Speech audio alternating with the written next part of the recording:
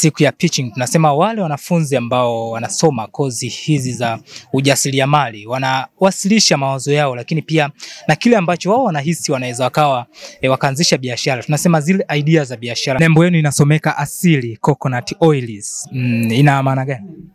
Asili Coconut Oil, jina hili ni la product yetu, ambapo product yetu ni mafuta tunatengeneza kutokana na nazi. Ndio maana tukaita Asili Coconut Oil. Nazi ambayo yani ipo kwenye uhalisia wake, hatuchanganyi na chemicals zozote, ni pure coconut 100%. Pia tumechanganya na maua ya jasmine kwa ajili ya kuleta harufu nzuri kwenye mafuta yetu. Kupitia hii exhibition, kwa malengo yetu kwa hapo baada ya kuhitimu, tunatarajia kuweza kwa ujuzi huu ambao tumekuja kuonyesha kwenye hii exhibition, na ili tuweze kuwa moja producers wazuri na tuweze kuaminika, lakini tuweze kutengeneza bidhaa iliyo ambayo inahitajika katika jamii. Supreme imekujaje hiyo brand name? Supreme imetokana na majina ya sisi wana group wote, ambapo S wapo wawili, kuna A wawili, kuna B moja, R wawili, alafu M naye moja na E moja. Hii hapa ni smoothie. Tunatengeneza smoothie ambayo ni rich in protein. Pia ina virutubisho vingine kama potassium, fibers, vitamin B6, natural oil au fat hivyo. Sisi idea yetu tulikaa tukaangalia watu hawaja suggest idea sana kuhusiana na vitu vya asili hivi, tukaona sisi tukiingia huku tutapata kitu bora tuwapatie watu wanaoenda gym wao. Unajua watu wanaenda gym wanahitaji virutubisho kwa sana.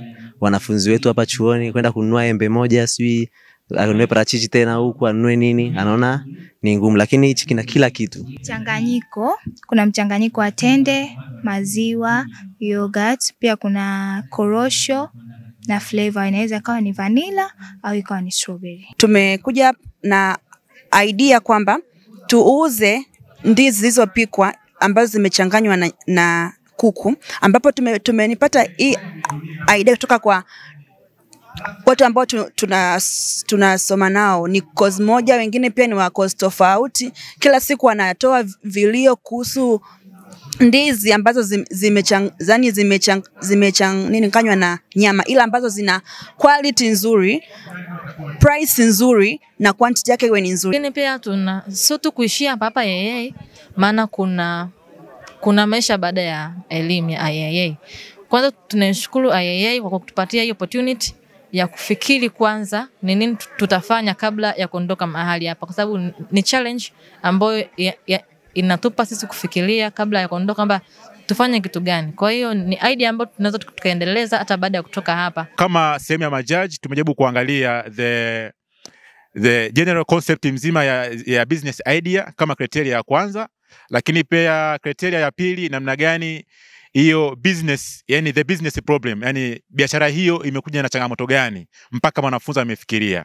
Lakini pia criteria ya tatu ambayo tunaangalia the market opportunity ambayo iko mtaani au ipo kwenye soko kwa ujumla wake moja kwa moja.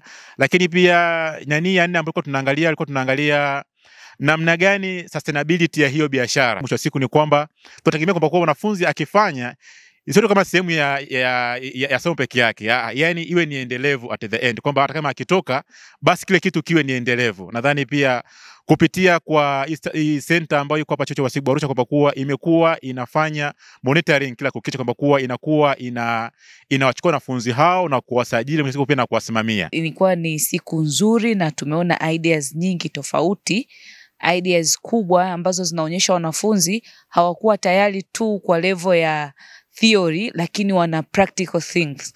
Mbali na kwamba kuna wengine walikuwa hawajaanza bado kuimplement, lakini kuna wengine wamesha implement na wameweza kuuza. Kuna wengine wameweza kuuza ndani ya pitching yenyewe kwa sababu ya uzuri na ukubwa wa idea yao. Lakini pia kuna market inaonyesha kabisa, mbali na kwamba watauza ndani ya IAA, lakini pia wanaonyesha wanafunzi wako tayari kwenye soko lingine la kujiajiri, ambapo product zao zinaenda kuuzika, product zao zinaenda kufanya vizuri katika level ya kitaifa na kuna wengine hata za kimataifa.